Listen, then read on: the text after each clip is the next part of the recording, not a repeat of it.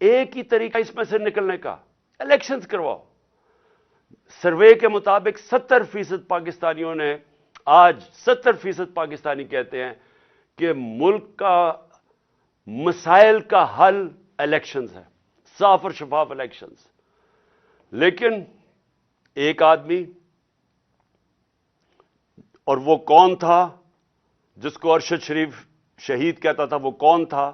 وہ ایک آدمی وہ فیصلہ کر بیٹھا تھا کہ جناب میں نے اس پارٹی کو ختم کرنا ہے، عمران خان کو ختم کرنا ہے، ڈسکوالیفائی کسی طرح کرنا ہے، کیسز کرنے ہیں، میری پارٹی کے اوپر کیسز کرنے ہیں، میرے لوگوں کے اوپر، جو شہباز گل سے کیا گیا، جو اعظم سواتی سے کیا گیا، جو جمیل فاروقی، جو ارشد شریف جیسے لوگ، جو یہ سمجھتے تھے کہ ہماری حمایتی ہیں یا وہ ہمارے لیے لکھ رہے ہیں یا ہمارے لیے بول رہے ہیں، ان سب پہ تشدد کیا گیا۔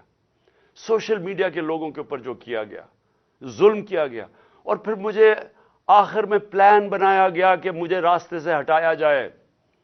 جب پتا چلا کہ کوئی